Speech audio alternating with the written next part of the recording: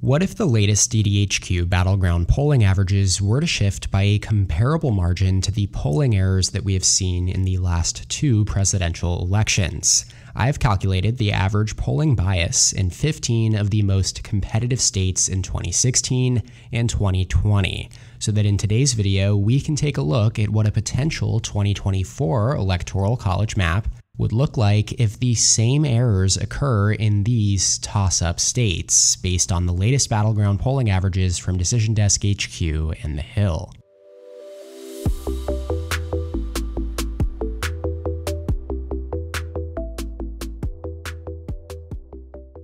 Hello everybody, my name is Ryan Gest, Elections Data Fellow here at Decision Desk HQ, your go-to nonpartisan source for all things elections. Please consider taking the time to subscribe to our channel down below so you don't miss any of our upcoming videos ahead of the 2024 election this November. Now on your screen right now is a 2024 electoral college map. These 15 states, marked in yellow, have not yet been assigned a rating, unlike the others which are based on the 2020 election margins. Now these are the 15 most competitive states in which we have enough 2024 polling data to have created a polling average between Biden and Trump. The incumbent president does start out with an electoral vote advantage at 189 to Donald Trump's 126 in the all-important race to 270. Now, in order to measure the average polling error in these states for 2016 and 2020, I simply took the final election day averages from 538 and then subtracted them from the actual election results. And that is what you see here on this sheet. We have the final averages from 538 in 2016, the actual election results, and the calculated error for that year. Positive numbers, colored in red, indicate that the Republican candidate, Trump, in both elections, overperformed the final polling average, while negative numbers indicate that the Democrat, Hillary Clinton, overperformed. Now, this process was then repeated with the 2020 data to generate this average error column over here, which represents the combined average overperformance, or bias, between those elections. As you can see, Trump overperformed the polls in all but one state, Colorado. However, the extent of this overperformance varies significantly between the states, and that could have a strong impact on the electoral map that we are going to be filling in by adding these average error margins to current polling averages. Now let's shake things up a bit by going through the states in reverse alphabetical order, starting with Wisconsin. In the Badger State, according to the Decision Desk HQ and TheHill polling average, Donald Trump leads Joe Biden by 0.8% based on 32 polls. Trump averages 47.7% compared to Biden's 46.8%. Now notably, Wisconsin has been decided by less than a point in 4 of the last 6 presidential races, including the last 2 where Trump won by 0.8% in 2016 and then Biden by 0.7% in 2020. In terms of previous polling errors, Wisconsin has consistently overestimated Democratic presidential candidates, more so actually than any other state in the last 2 elections, with an average polling bias of D plus 7.3, which means that Trump has overperformed by 7.3% on average. Hillary Clinton led by 5.8% in 538's final 2016 average, but lost by 0.8%. And then Biden led by 8.4% in 2020, but only narrowly won by 0.7%. Considering this average error, Trump's current 0.8% lead over Biden in the latest 2024 average is therefore adjusted by 7.3 points in his favor to Trump plus 8% on the dot, categorizing Wisconsin not as a toss-up on the electoral map, but as likely Republican. For clarity, in this video, states with margins below 3% in either direction will remain in the toss-up category. Lean states have margins between 3 to 7%, likely states between 7 to 10%, and then safe states are those above 10%. I should also take this moment to note that Decision Desk HQ is by no means predicting or even suggesting that these polling errors will carry over exactly into the 2024 election. This is merely a thought exercise seeking to visualize a hypothetical scenario in which previous polling errors do influence the current state of play. Now, the next state on our list is Virginia, where the latest polling average from Decision Desk HQ shows Biden leading by only 1.8% based on 15 polls assessing this race. This is Biden's narrowest advantage in the Commonwealth since we began tracking polls last February, having previously led by around 4 to 5 points over the last few months. Biden did carry Virginia by 10 points in 2020, marking the first double-digit victory for a Democrat in this formerly reliably Republican state since 1944. Now, Virginia has exhibited one of the smallest polling errors, though, over the last two election cycles. Clinton led by 5.9% in 2016 and won by 5.3%, and then Biden led by 11.8% in 2020 and won by 10.1%. So with that said, the polls have been pretty accurate here, relatively speaking, though if we do adjust for that 1.2% Democratic bias observed in those past results, Trump's current deficit is reduced to only 0.6%, keeping it within a toss-up margin. Over in Texas, the second largest state in the nation with 40 electoral votes at stake, Trump leads Biden by 9.2%, according to Decision Desk HQ and TheHill, based on a total of 11 polls. The Lone Star State has demonstrated a polling bias of D+3. Trump led by 7.5% in 2016 and then won by 9%. And then in 2020, polls showed Biden within about a point of Trump in that final average, yet he ultimately lost by 5.6%. And so, with this historical polling bias in mind, Trump's 9.2% margin in the latest average effectively expands to 12.2% after adjusting for that 3-point error, categorizing Texas as a safe Republican state on the electoral map. Next, let's head to Pennsylvania, perhaps the most essential battleground in this race. According to our latest average, Trump leads Biden by 1.7% based on 49 polls. That's actually the highest number of polls added to any of our averages in the battleground states thus far. And of the core 7 swing states of the 2024 cycle, Pennsylvania is the only one where Biden has led at some points. The average was fluctuating back and forth throughout March and April before Trump began to consistently lead starting in May. And looking at the previous polling error, Pennsylvania actually shows one of the strongest underestimations of Trump's support. He trailed Hillary Clinton by 4% in 2016 before winning by 0.7%. And while the polls in 2020 did correctly predict a Biden victory, he led by 4.6%, yet only won by 1.2%. And so with an average bias of D+4, Pennsylvania's margin adjusts from a toss-up at Trump plus 1.7% to now leaning towards Trump at R plus 5.7% on this electoral map. Staying in the Rust Belt, let's move just to the west in Ohio, which was formerly known as the decisive bellwether state, but it has now shifted to a reliably Republican-leaning stance. The saying, as goes Ohio, so goes the nation, held true for nearly 80 years, until the 2020 election marked the first time that Ohio voted for the losing presidential candidate since 1964. According to DDHQ's latest average of 13 polls, Trump is ahead by 10.2%. Ohio does exhibit the second largest polling error of any state, trailing only Wisconsin, with a calculated bias of D plus 6.9. Polling was almost exactly accurate in predicting Obama's margin of victory in 2012, but Trump significantly outperformed his narrow polling leads in both 2016 and 2020 by 6.5% and 7.3% respectively. Factoring in this average error to the 2024 polling average, Trump's 10.2% lead over Biden currently expands to 17.1%. That, of course, categorizes Ohio as a resoundingly safe Republican state. Notably, no Republican candidate has won the presidency without Ohio since 1864.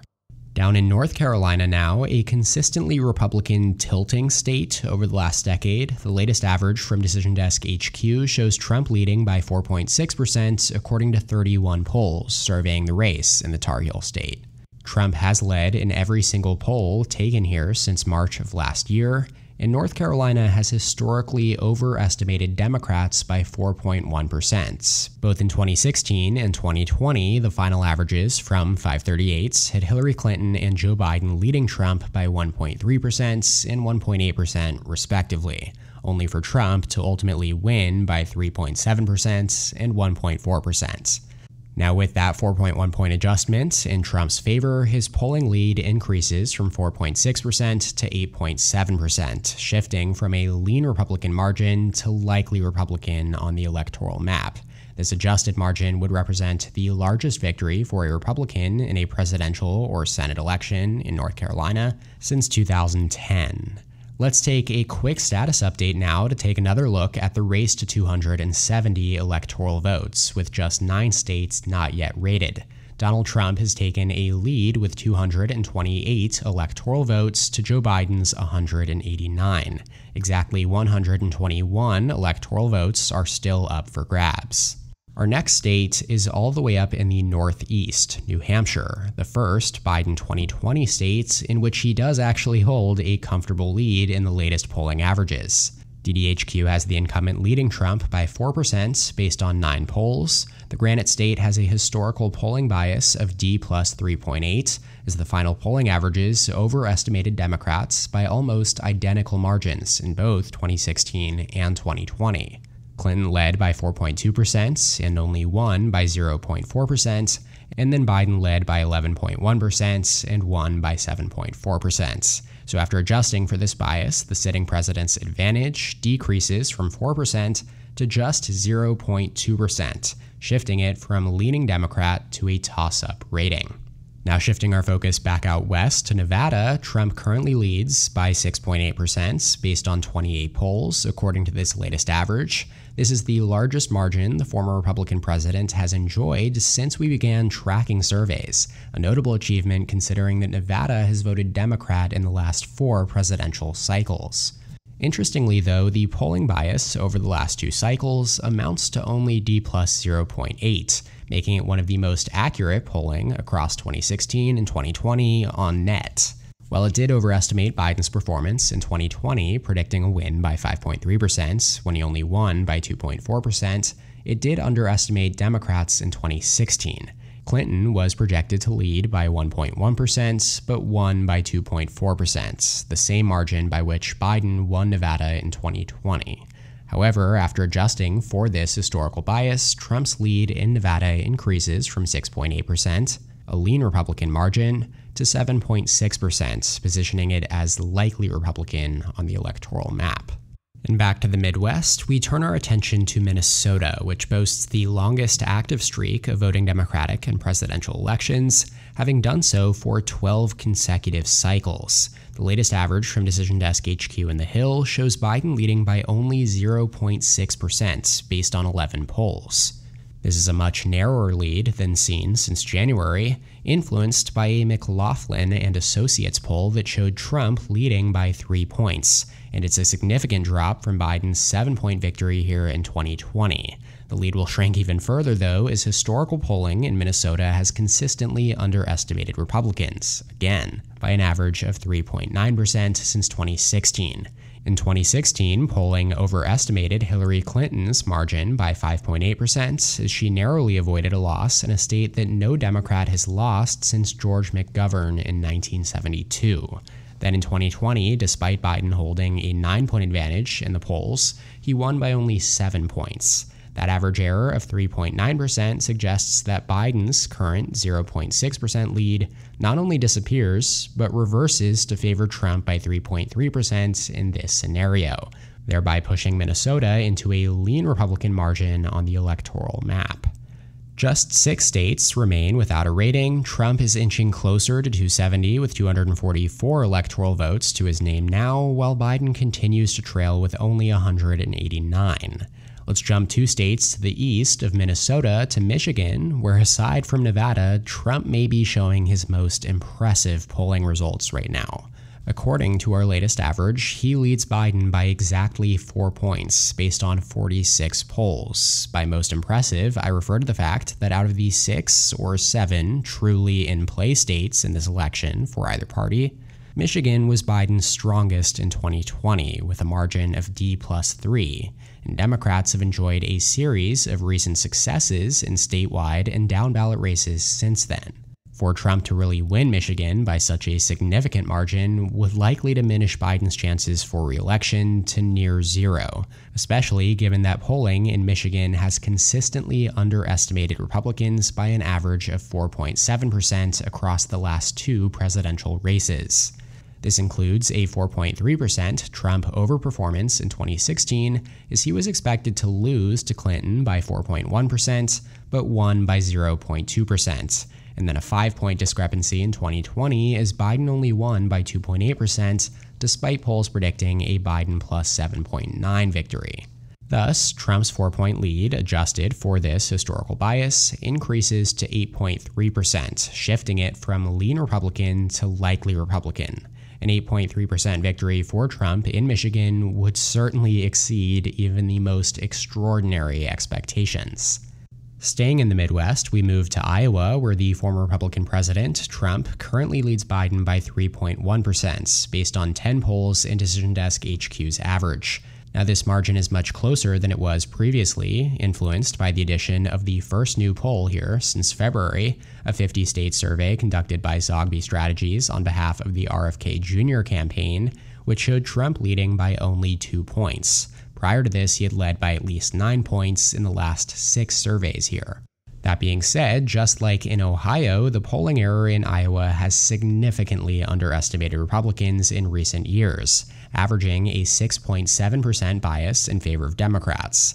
Trump led in both 2016 and 2020, but ended up winning by much larger margins, 9.4% in 2016 and 8.2% in 2020, despite being projected to win by only 2.9% and 1.3% respectively. Consequently, Iowa's projected result adjusts from R plus 3.1 to R plus 9.7, shifting it from just barely within the lean Republican category to the very verge of being classified as safe Republican. However, it will be categorized as likely Republican. Moving down to the southeast, we start in Georgia, where Trump currently leads Biden by 6.1% based on 34 polls. This is Trump's largest lead in Georgia since February, with Biden previously trailing by only about 3 to 4 points. Polling in Georgia has been relatively accurate over the last decade. In 2016, for example, 538 had Trump leading by 3.7%, and he won by 5.1%. While in 2020, Biden led by 1.2%, only to win by 0.2%. This results in an average polling error of just a 1.2% bias favoring Democrats, and therefore, adjusting for this bias, the average moves from 6.1% to 7.3%, shifting Georgia from lean Republican to likely Republican. Directly to the south of Georgia lies Florida, the electoral vote behemoth of the Sunshine State, where 30 electoral votes are at stake. The latest polling average shows Trump leading Biden by 9.7%, with the former Republican president drawing 52.5% of the support in Florida, compared to the incumbent president's 42.8%. Trump certainly appears on track to secure Florida by the largest presidential margin for a candidate of either party in decades. The state currently holds the record for being decided by less than 6% in either direction in 8 consecutive elections, a streak that has made Florida synonymous with the term swing state in modern politics. However, it has seen a strong rightward shift over the last 2 cycles, and the average polling error here is D plus 4.2%. Indicating that Trump has overperformed by this margin on average in 2016 and 2020. This discrepancy was most notable in 2020 when Biden led in 538's final average by 2.5 points, yet Trump carried the state by 3.4%, the largest margin for a presidential candidate here since 2004, and making it one of just 6 states where Trump actually improved his performance compared to 2016. In 2016, polls predicted a narrow Clinton victory of about a point, yet Trump won by a roughly inverse margin. Therefore, Trump's 9.7-point lead over Biden in the Decision Desk HQ average is adjusted to favor Trump by 13.9%, more than enough to categorize it as a safe Republican state. Penultimately, we head to Colorado, where one of the more recently released averages by Decision Desk HQ and TheHill shows Biden leading Trump by 7.1% based on 9 polls. This is just about half of his 2020 margin of victory of 13.5%. Colorado did experience the strongest pro-Democratic shift of any state between 2016 and 2020. And interestingly, among all of the states that we have examined and will examine in this video, Colorado is the only one where polling has consistently overestimated Trump on average. 538 had Hillary Clinton leading by exactly 4 points in 2016 before she ultimately won by 4.9%. And in 2020, Biden led by 12.5% and won by 13.5%. Now, this results in an average error of exactly 1% favoring Republicans, meaning that Colorado's projected results, adjusting for this error, would shift from D plus 7.1 to D plus 8.1. Either way, it remains in likely Democratic territory. Finally, that leaves us with the Grand Canyon state of Arizona, where Trump leads Biden by an average of 6.1% based on 40 polls, in Decision Desk HQ and TheHill's average. Now, that's obviously a really strong number for Trump, given that he lost Arizona to Biden by 0.3% in 2020, and the state has seen a strong leftward trend in recent years. That being said, Trump's margin is only going to get stronger as he has outperformed polling in Arizona by an average of 2.1% in his previous elections. Most recently, it underestimated Trump by 2.3% in 2020, as Biden only ended up winning by 0.3%, while the 538 average had him ahead by 2.6% entering Election Day. And so all things considered, this means that Arizona's projected result shifts 2.1% to the right, from Trump plus 6.1 to Trump plus 8.3, going from lean Republican to likely Republican. So, by applying the latest polling averages from key battlegrounds across the country, and then adjusting for the average error from the previous 2 presidential elections, Donald Trump would win the 2024 presidential election with 322 electoral votes to Joe Biden's 199. As I mentioned at the start of this video, DDHQ is by no means predicting or even suggesting that these exact polling errors will repeat in the 2024 election. This is merely a thought exercise to visualize a hypothetical scenario in which past polling inaccuracies could affect the current electoral landscape. Feel free to share your thoughts on today's video in the comments below, and let us know if there are any other thought exercises you would like to see us explore in future videos. Thank you so much for watching. Make sure to click that like button down below if you did indeed like it, and subscribe to the channel if you haven't already. Also, check out more content from our channel here, and we'll catch you next time.